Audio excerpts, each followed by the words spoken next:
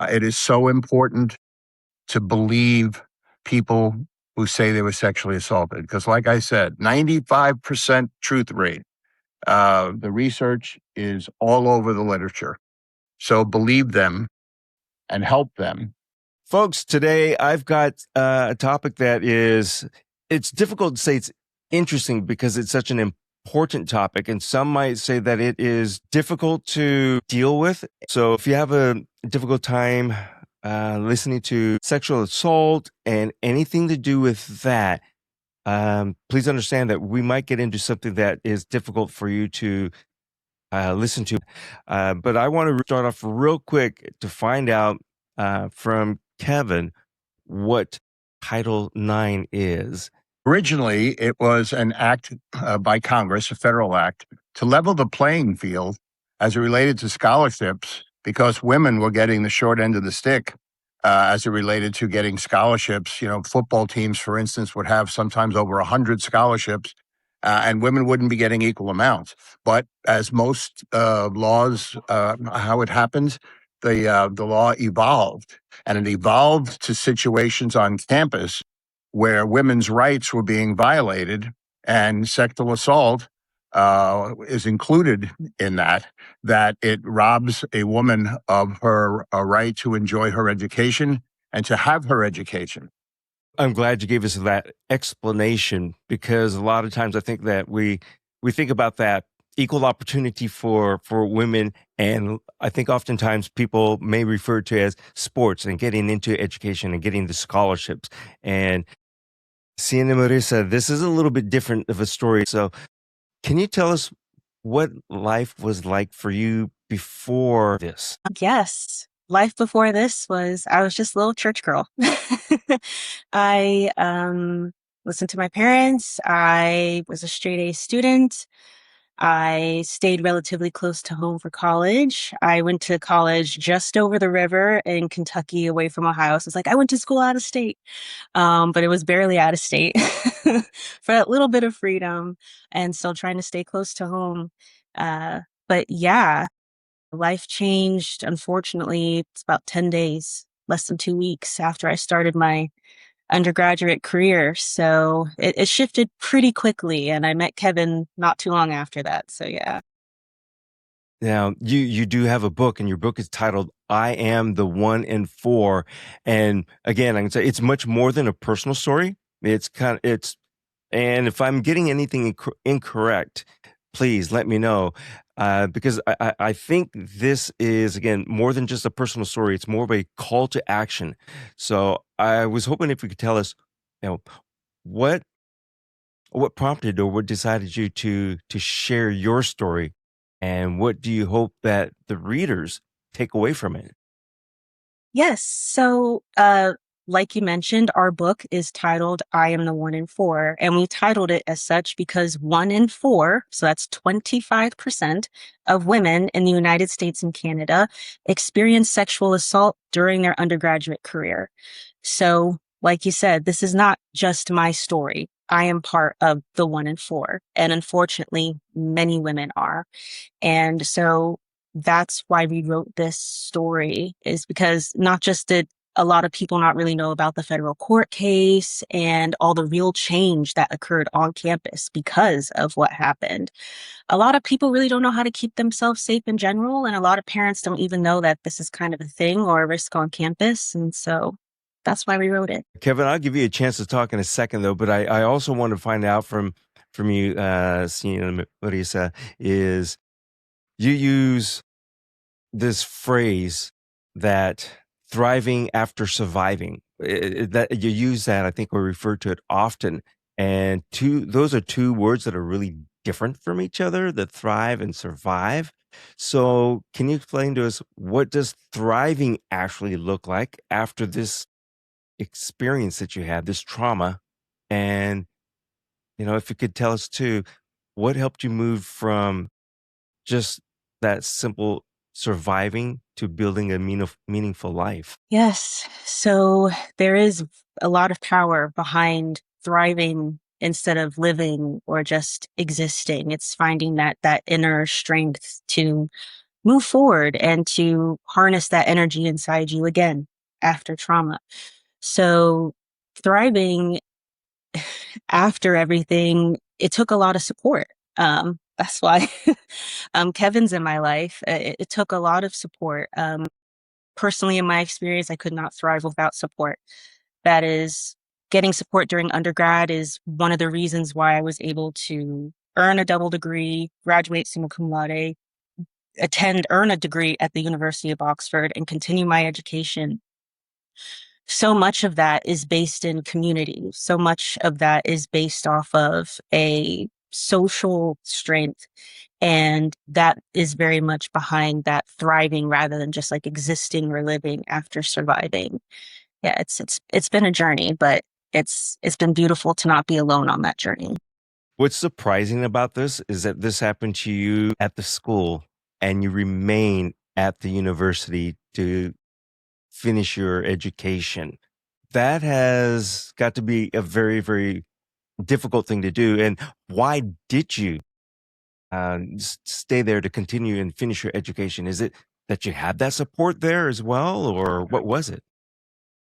Well, yeah, Kevin's shaking his head. Yeah, I did not have, well, I had phenomenal professors. So I want to shout out to all of my phenomenal professors because I did have some support, and that is what made tolerating staying there realistic. But in terms of why I stayed in general, I actually requested to leave. Oh, um, yeah, I requested to leave. I didn't want to cause a fuss. The first things I requested after surviving and going through the Title IX and everything, and then approaching Kevin, was I just asked for mental health support and to go to school elsewhere. So I didn't really have a chance to continue my education until, I went overseas to Oxford. We asked the university to pay. See, she had 14 scholarships. She was a brilliant high school student and a brilliant athlete too. So I asked the university for a resolution. Let's try to resolve this without litigation. Pay for the remainder of her tuition to the school of choice that she wants to choose. I asked them to pay for her mental health therapy, an outside therapist. They said no. And that came back to haunt them. At the final pretrial, right before trial, the federal judge, he was very, very upset about how Sienna was treated, extremely upset. yeah. I think anyone that's going to hear this and know the story would be. But I also want to ask Kevin. Kevin, what was it about Sienna Marisa's case that convinced you to really take on this fight, and that it was worth taking on the fight? Because this truly sounds like it was a fight. Yes, it's in the book. I am the one in four. I started out. There was a woman that interviewed Sienna, a very prominent woman in journalism throughout the United States. She was one of the first women to break the glass ceiling and became an editor of a major newspaper.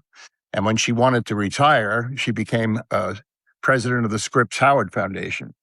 After interviewing Sienna and being so impressed with her courage and her resilience, she told me that you need to meet her and meet her family, and you need to help her. I told her I never had a Title IX case before, and I don't go into areas of the pool that I'm not familiar with. But what struck me was when I found out in that meeting with her parents and Sienna that she went to a Title IX hearing at the mini trial on campus with 3 people hearing the facts. They found in her favor 3-0 that she had been brutally sexually assaulted, and they recommended to the dean as a punishment that he be placed on probation and that he write a paper about what he learned from the entire experience. My head exploded when I heard that, and I couldn't believe how anybody could be that callous, that ignorant, that cold-hearted.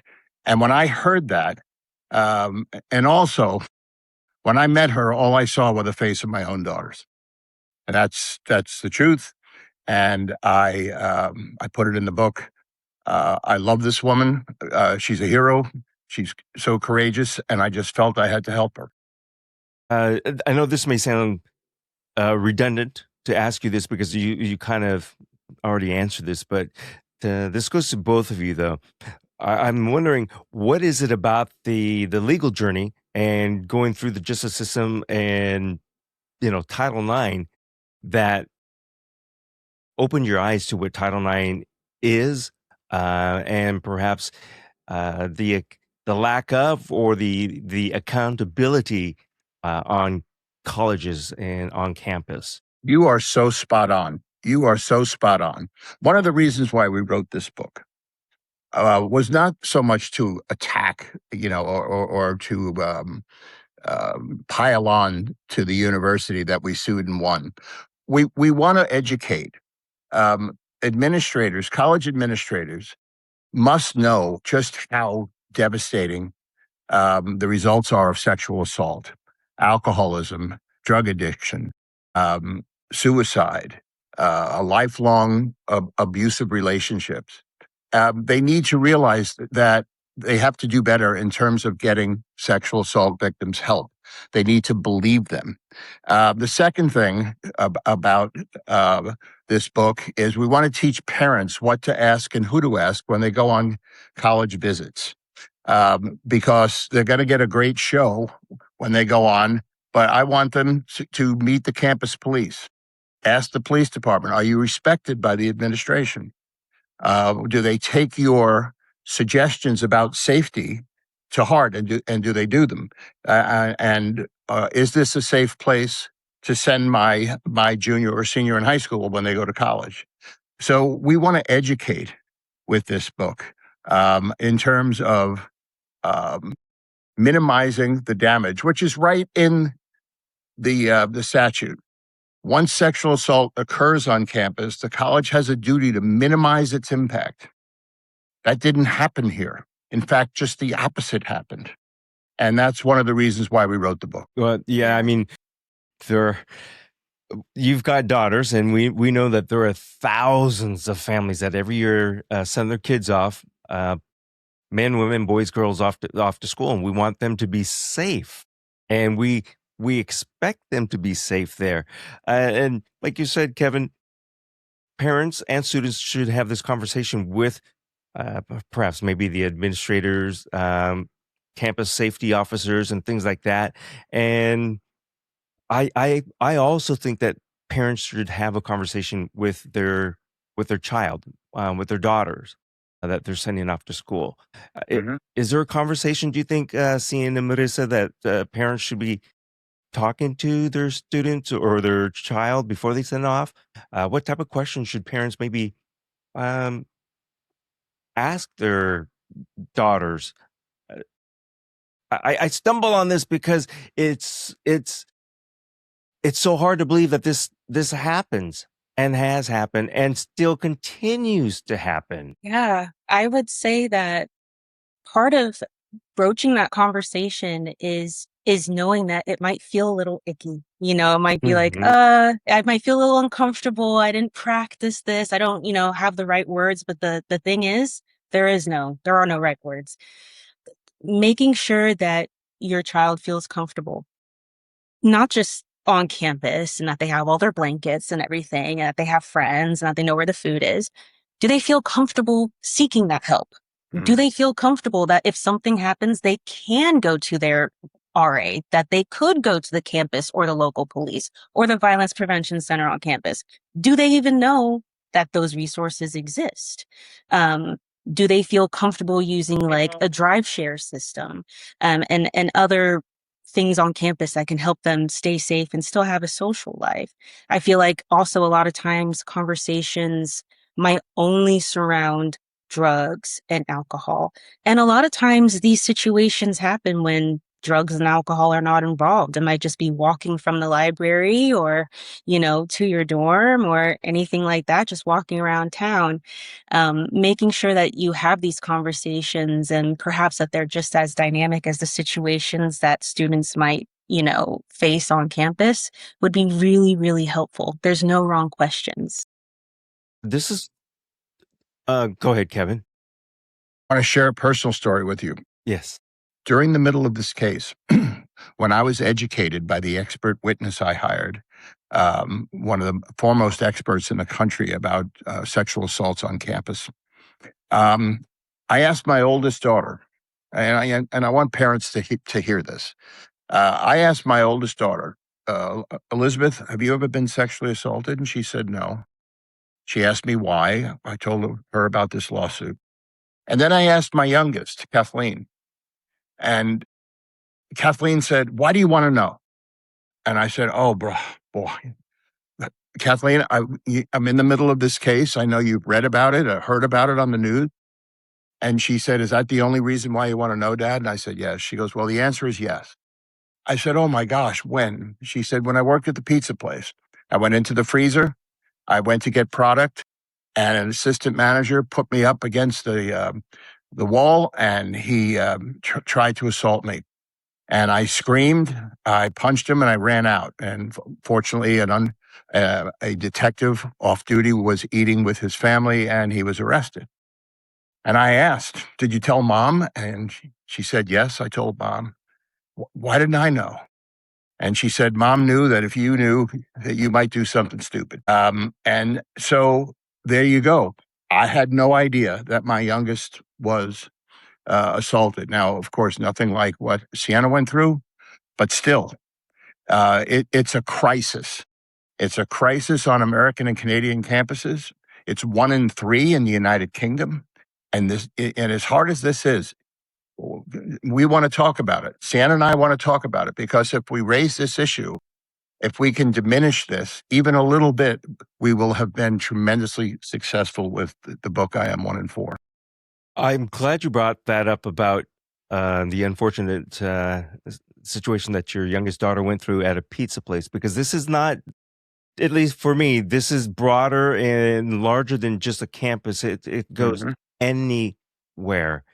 So thanks for bringing that up. But I also want to ask either of you, is this something where it's time is of the essence? Don't hold it and be embarrassed about it. If something happens, at least say to a friend, a colleague immediately, and then, as well as reporting it. And I throw in the colleague and friend because I do understand a lot of people are embarrassed and they don't want to notify authorities because they go, I don't want to make a big deal of it. I don't want to get this blown up. I don't want to be more involved. But it's important to, right? Yes. I would say communication in any sense in the beginning is extremely difficult. So knowing that it's going to be extremely difficult, and most likely the one thing that you probably don't want to say to anybody, whether it be a phone call or face to face. But I would say that yes, and Kevin can jump in at any time, that time is of the essence. And even if you're not quite sure what to do and you don't want to call the police, and you just want support, you could go to, again, a women's supported women's organization. You can go to another, like the Violence Prevention Center on campus, where they have advocates and stuff that can just talk to you. They don't have to force you to go in a certain direction or anything. So I feel like it's communication, and also knowing that you have choices and you have people who care and can help guide you and support you during that time. Legally, it's important to report it right away, so that you have options. You can go the criminal route with the regular police department, or you can go the Title IX route and go through that process with the university. But the key thing here is my expert witness taught me, and in my reading, of course, there is no good time to be sexually assaulted, obviously, but the age bracket of the women who are most devastated physically and mentally by sexual assault are teens, which means that it is urgent that they get psychological therapy as quickly as possible. And so there is no shame in this. It is not your fault. And and if it happens, to get help is imperative and is the smart thing to do. And you will find that help is readily available to you. And like in our situation, when the university wouldn't help, we found a therapist that did help Sienna. And so that's the key. The key is come forward quickly. Okay. Again, I'm not a counselor, psychiatrist, lawyer, none of that. And I have not experienced this, but I would imagine too.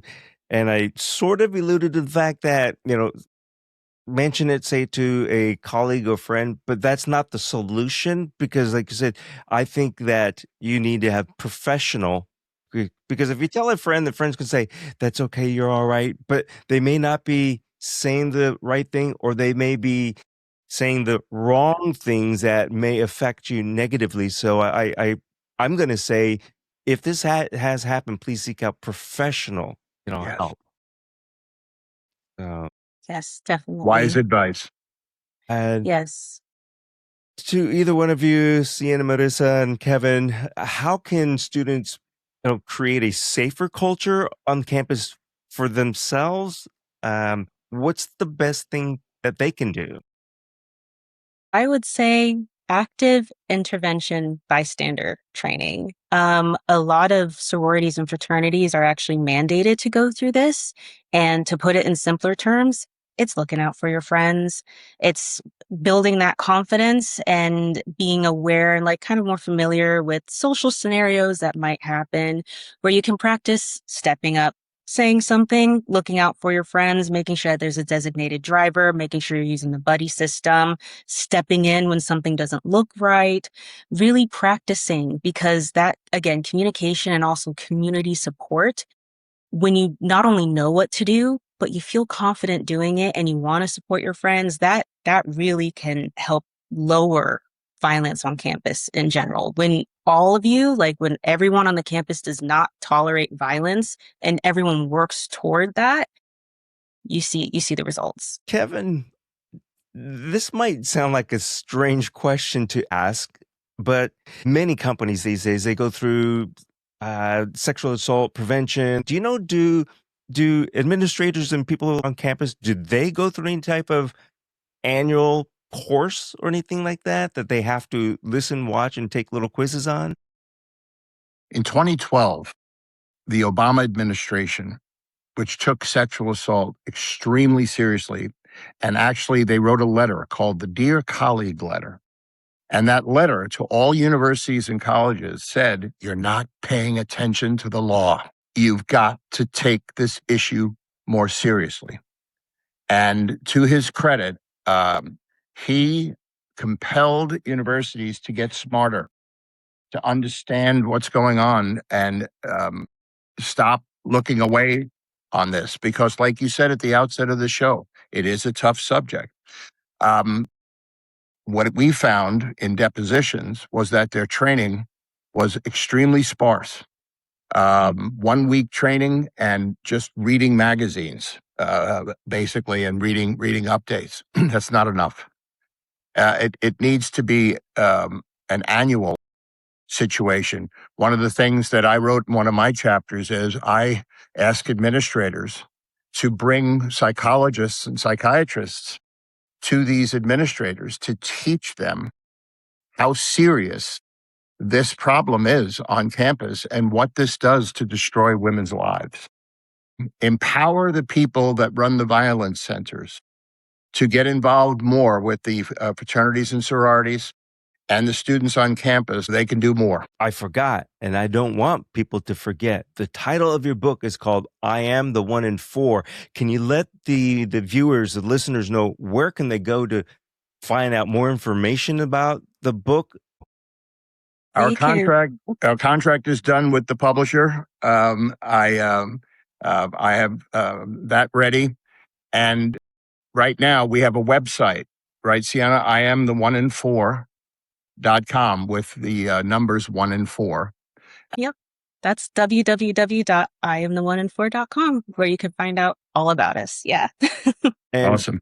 And keep this, I think, in the forefront of your minds, that even if you don't have a child that's going off to college, chances are likely that you have friends who have kids that are going off. Bring it to their attention and say, hey, have you thought about this, or have you guys asked these questions? Because it is important, very important.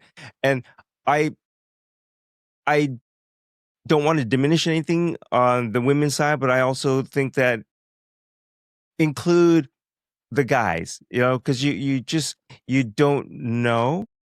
And I also want to add this is it could be between, I'll just say, an administrator and a student, or peer to peer, student to student thing.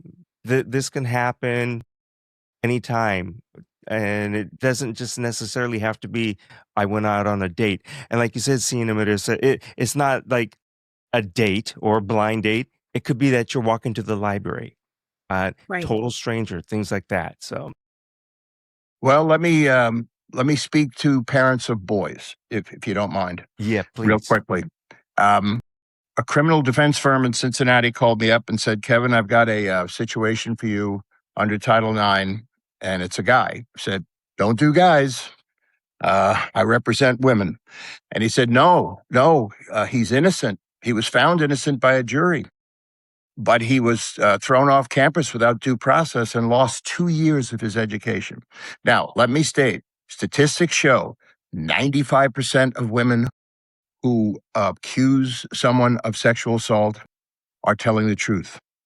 But 5 to 7%, they say, are false. Well, this young man not only lost 2 years of college, but his parents had to second mortgage their home and pay over $250,000 to prove that he was not guilty. Both detectives got on the witness stand in the criminal case and found, and said that they believed that he was innocent. But the fact is, he had to sit outside in the hallway and wait for a jury to determine whether he was going to spend 30 years behind bars. So, parents of boys, talk to your sons, make them understand how devastating the effects are of sexual assault, but also to not put themselves in vulnerable positions either. Please don't take me lightly, or what I'm going to ask as a negative thing. But like you're saying, Kevin, uh, boys need to understand boundaries. Yes. People need to understand boundaries, but it's also difficult to know what is the boundary. Uh, Sometimes I think that people are, again, this even goes to the point where they're afraid to report things because they might be thinking they're stepping out of their boundary. They don't want to call more attention. But there are boundaries, and parents need to let their children, doesn't matter if you're 20 years old, if you're still in the house and you're going off or whatever it might be to college, you're still their parent and you're still, a child. And we all need to learn what boundaries are. And if you don't know what the personal boundary is with the other person, ask. Don't assume, ask them. Well, no means no. We all know that. But Hmm. there was a recent case, several recent cases, where both the boy, the male and the female on a college campus were both under the influence of alcohol. And there is no consent when the woman is under the influence of alcohol. And that's, the boy said she gave permission, but they were both under the influence, and that is not consent. And parents of boys, you've got to pound that into to the young men on campus that these are the things that they have to know. Yes. And I again, I'm going to mix other things into this. We hear about impaired judgment when you're on drugs and alcohol. Well, this is the same situation. If you already know and you've heard it 1,000 times, don't drink and drive, don't drink and drive. This is kind of the same situation. It, like you said, Kevin, no means no. But if you are at a party and you're both impaired, just know that it's all a no. It's a no go. Well, Sienna brought up a big point.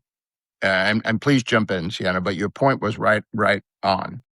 You're at a fraternity party and you see your fraternity brother walking up the stairs with a woman that you know is under the influence of alcohol.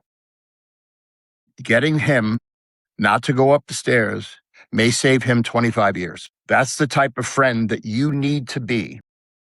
And you may get pushback. You may get out of my way, but it's the same thing about grabbing people's keys, like you said, in a bar. Hey, Ralph, you can't drive.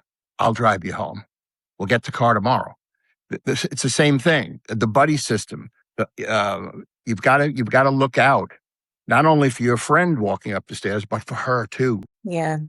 Yeah.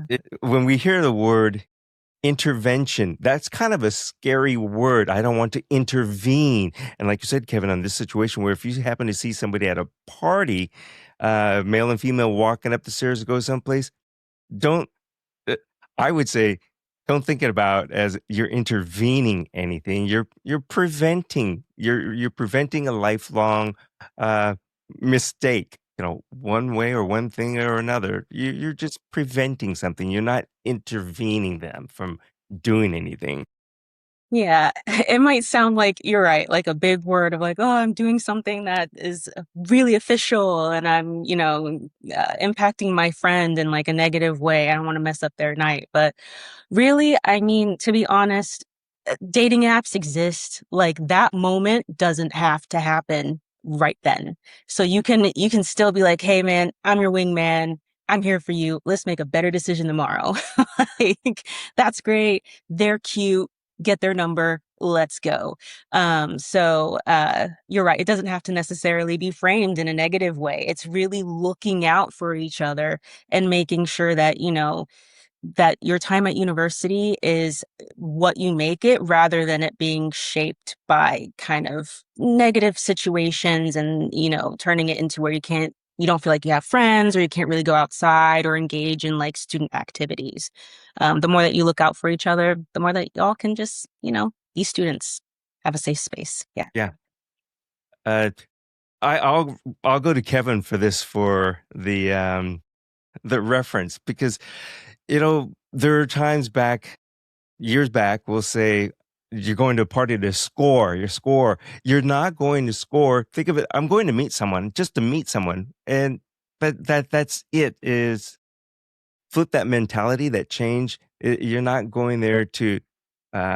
Hopefully that people understand this. That if you're going to a party, you're going with your friends or whatever, you're going to meet. You're just having a good time, fun. A good time does not mean that. You have to have an end result of whatever it is.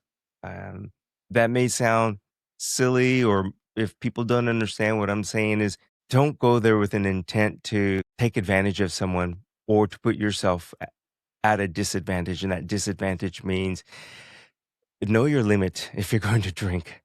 Well, that's correct. And what parents need to talk to the kids before they get there. Yeah. It's so important because so many they're free for the first time. They don't have mom and dad telling them that they have to be home by midnight. But the warnings need to come really early because of the devastation that could take place with one wrong move. And the idea that you want to get somebody drunk, that's a ticket to misery, including your misery. When the allegation comes and if you're in Title IX, you're going to get thrown out of school. If you're charged criminally, you're going to go to jail.